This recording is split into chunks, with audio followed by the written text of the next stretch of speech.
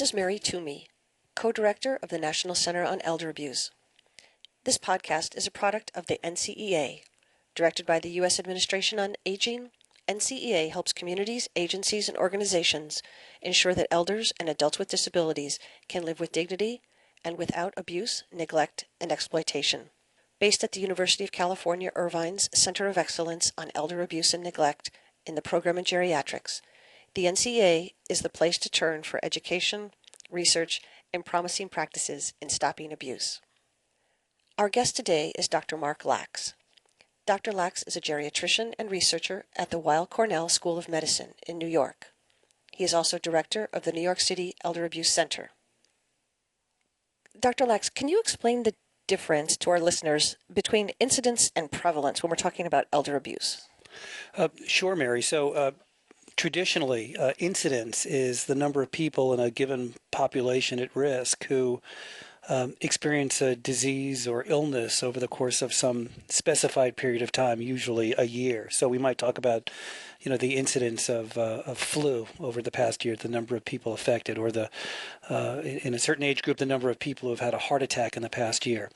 Prevalence generally refers to people who have had this exposure or this thing happen to them over the course of their entire lifetime. So everybody who is incident is also prevalent. That is, they've experienced the illness that we're talking about, or the condition, in this case, elder abuse, and then thereafter have been exposed for the rest of their lives.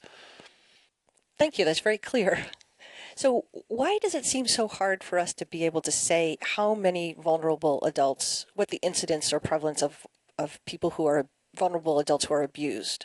Well, there are statistical reasons, and then there are reasons that really reflect the nuances and the uniqueness of elder abuse. On the statistical front, if we were talking about a condition like a heart attack or influenza, it would be very clear when that event occurred. There would be a discrete episode where someone came to the emergency room with chest pain. They would have been admitted, and that person would have had their incident heart attack. But in the case of elder abuse, abuse is not something that typically occurs once and then stops. We believe that the exposure to abuse, particularly physical abuse or psychological abuse, is ongoing. I mean, I suppose that someone could be robbed or financially exploited in a very significant way on one occasion, but more typically it occurs many, many times. Moreover, Mary, it's difficult to know when the person really became incident, when they experienced the event, like with a heart attack, because again, the exposure, as we say, the abuse occurs repeatedly. But from a practical vantage, there are things about mistreatment that make it very difficult to estimate incidence and prevalence. So one is the high degree of cognitive impairment or dementia in patients who are victims of elder mistreatment. Look, if you had a heart attack or got the flu, you would be able to report those symptoms to your doctor, and you might be entered into some statistical database that had you part of an incidence study. Many of our patients have communicative and cognitive disabilities that preclude them from telling us when they've experienced mistreatment. So did they experience it in the past year? Was it 5 years ago? It makes that kind of research difficult. And in many cases, like the prevalence study that I recently completed, we interviewed about 4,000 people over the telephone. Now, you have to be cognitively intact to come to the telephone and participate in such a study. So presumably, patients who are profoundly impaired are excluded from a study like that. And we think that all studies that measure mistreatment, incidence, and prevalence like that really underestimate the frequency because of that problem. Right. And so one of the big findings in the New York study was that for every report of abuse, there may be as many as 23 cases of abuse that go unreported.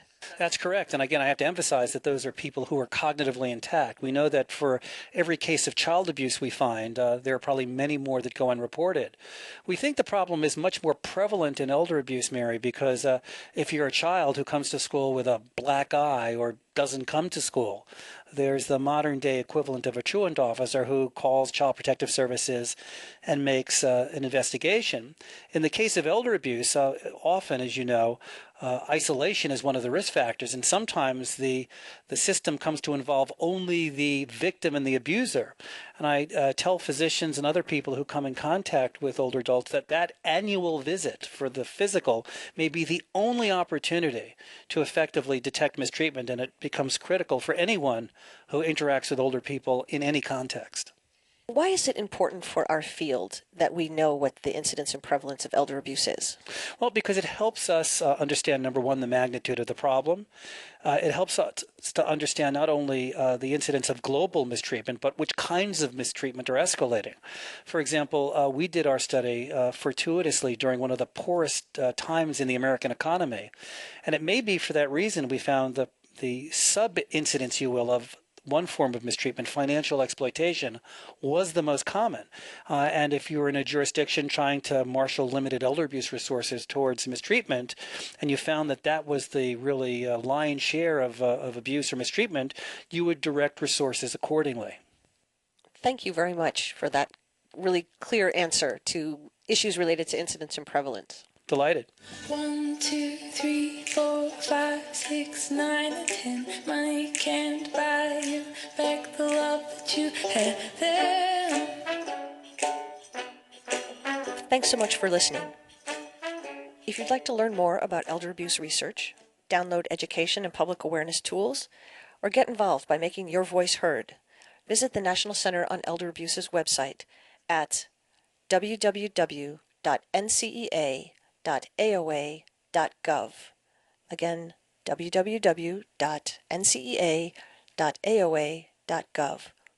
You can also visit the Center of Excellence on Elder Abuse and Neglect at University of California, Irvine's Program in Geriatrics at our website at www.centeronelderabuse.org.